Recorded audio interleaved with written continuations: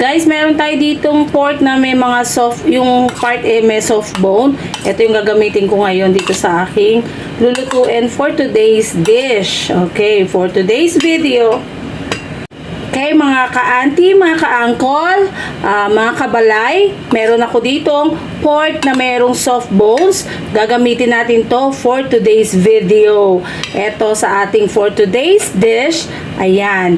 Ito, marinate natin siya. Nalagyan ko na siya ng black pepper. Lagyan naman natin siya ng garlic powder. Marinate muna natin, okay?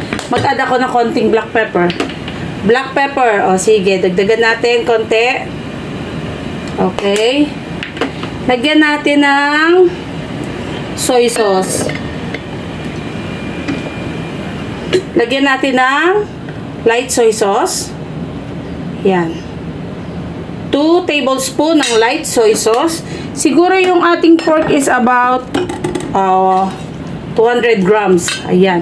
Lagyan natin ng konting dark soy sauce para ito sa ating magandang kulay ng ating dish.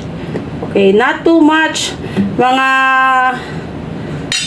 1 teaspoon lang or half teaspoon kasi masyadong maitim ito. Ayan. Yan, mix lang natin. Lagyan natin ng 1 teaspoon ng sesame oil. Ito. Lagyan natin ng konting brown sugar para balance lang yung ating mga panlasa. Okay, back again mga ka-auntie, mga ka-uncle, mga kabalay. Mix lang natin ito. Lagyan natin ng konting cornstarch. Yan. Yung cornstarch nakaka-help ito para mag-tenderize ng meat. Okay? Ayan. Mix lang natin. And after nating i-mix, set aside natin ito. Okay?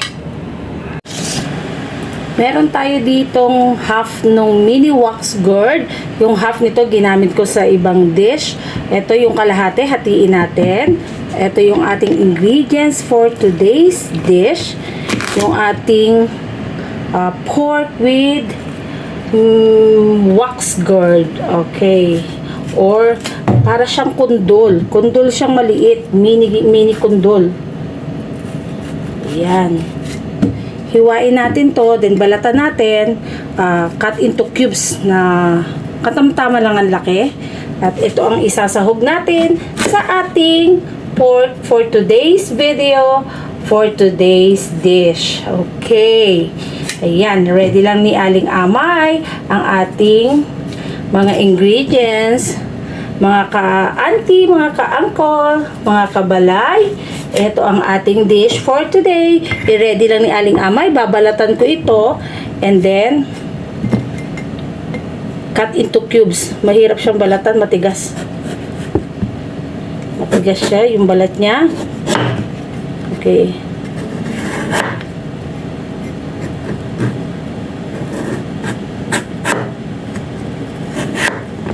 Ayan. Ganyan, balatan natin ganyan. Tapusin lang ni Aling Amay balatan ganito. Ayan, tapos nang balatan ni Aling Amay ang ating gulay. Hugasan ko lang ulit bahagya. Okay, dahan-dahan lang tayo sa paghihiwa. Ingat tayo ha. Dahil, yan, delikado yan. Lalo ako, gaya ko, yung kutsilyo ko malaki. Sanay kasi ko nang dito sa malaking kutsilyo. Ayan, ganyang hati lang gagawin ko dyan. Yan. Yan. Katamtama na yan. Okay.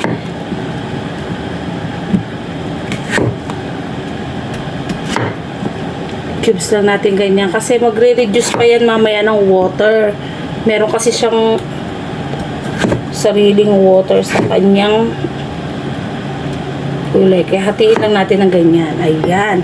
O, ayan na. Ready na yung ating mini wax gourd. Gagamitin natin yung ingredients for today's video. Ayan, for today's dish. Okay. Meron tayo ditong ginger. Kuha tayo ng 4 na slice lang. Ayan. Set aside natin. Meron ako dito maliit lang na onion. Yan, slice lang natin.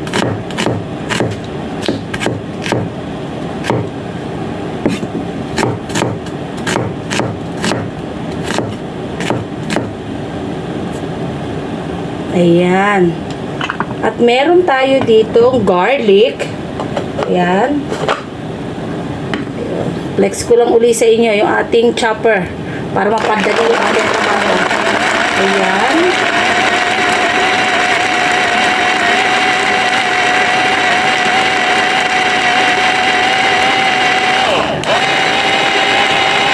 Para mapadali yung ating pag-chop or pag-mince na ating garlic. Ayan. O, so, ready na mamaya sa ating paggisa yung ating mga ingredients.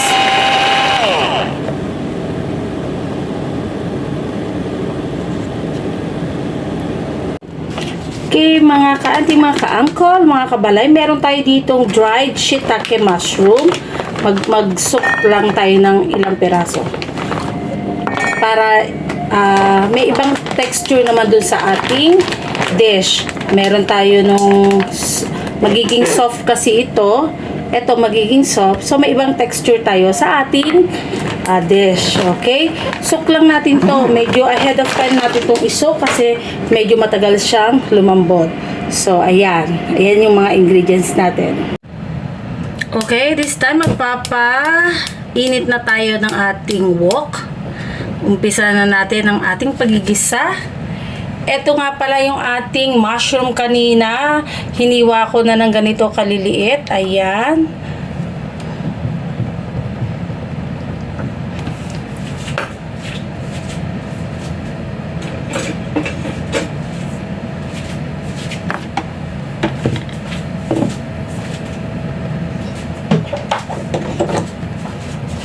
Maglagay tayo ng mantika sa ating wok.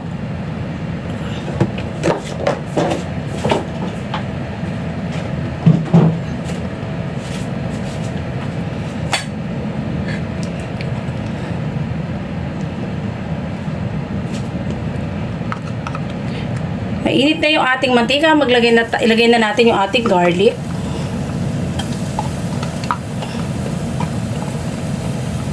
Masarap pag maraming garlic. Ayan.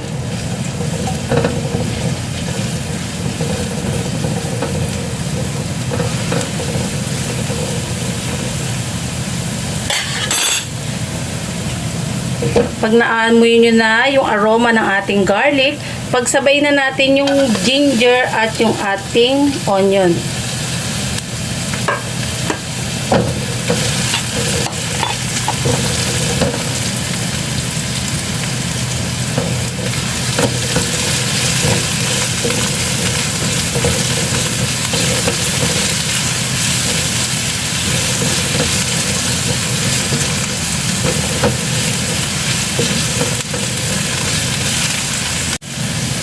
Once maamoy na natin ang aroma din ng ating sibuyas at ng ginger at ng ating garlic, lagay na natin yung ating marinated meat. Ayan. Sangkot siya natin. Hintayin nating lumabas yung sarili niyang water.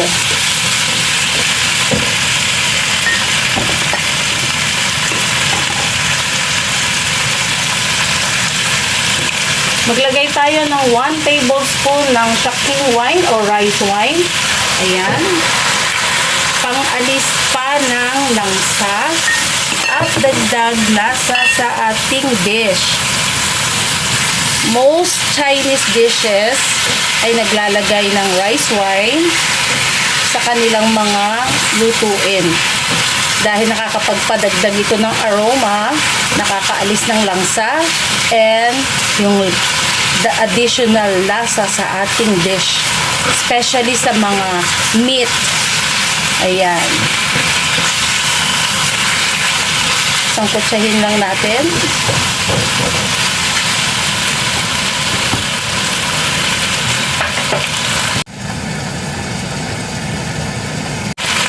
Pan muna natin yung ating ginigisa para mas lumabas yung kanyang para mas lumabas yung kanyang sariling water. Ayan. Few minutes lang. 2 or 3 minutes. After few minutes, ayan. Maganda na yung pagkakasangkot sa natin. Lagay natin yung ating mushroom para sabay na siya sa paglambot ng ating meat.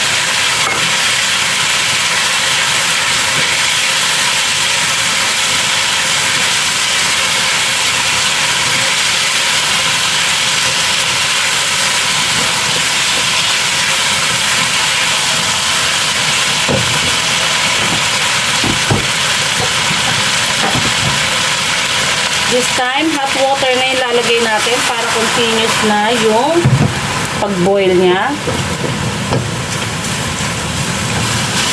Konting halo-halo para yung mga nanikit na ating pampalasa ay mawala sa pagkakadikit sa ating wok. Ayan. Dagdagan pa natin yung water natin dahil tayo ay magpapalambot for about 30 to 45 minutes. Kaya pag ganito yung lulutuin ninyo, mga ka-auntie, mga ka-uncle, ahead of time, ayan, hayaan nating maging lubog yung ating meat para maging maganda yung pagkakalambot niya. Ayan. Mas mainam ng hot water yung gamitin ninyo pag magsasabaw na kayo ng ating pampalambot para continuous na yung boiling, hindi na may stop yung cooking process niya. So, continuous yung init ng ating niluluto. Ayan, takpan natin at balikan natin yan after 30 minutes. Silipin natin and then saka natin tingnan kung lumambot na ang ating meat. Okay, after 30 minutes, eto silipin natin yung ating niluluto. Ayan. Sorry. Okay, ayan, after 30 minutes, eto yung ating niluluto. Malambot-lambot na siya. Lagay na natin ngayon yung ating mini wax gourd. Ayan, lagay na natin yung ating veggie. Haluin para ma-incorporate yung lasa sa ating gulay. At pakukulaan pa natin ito about 15 minutes or hanggang sa lumambot yung ating boil natin until 15 minutes para lumambot yung ating gulay.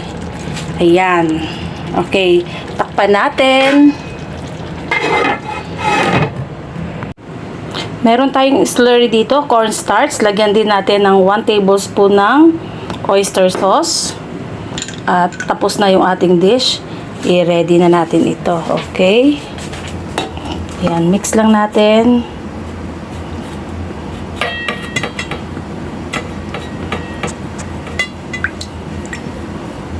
Mix.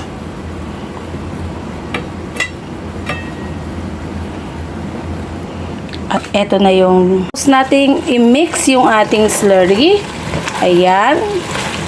Ready na yung ating dish. Ito yung ating slurry. Para lang mas maganda yung ating dish. Ayan. Lagyan natin siya. And then, pagkalagay natin yung slurry, mix lang natin. Ayan.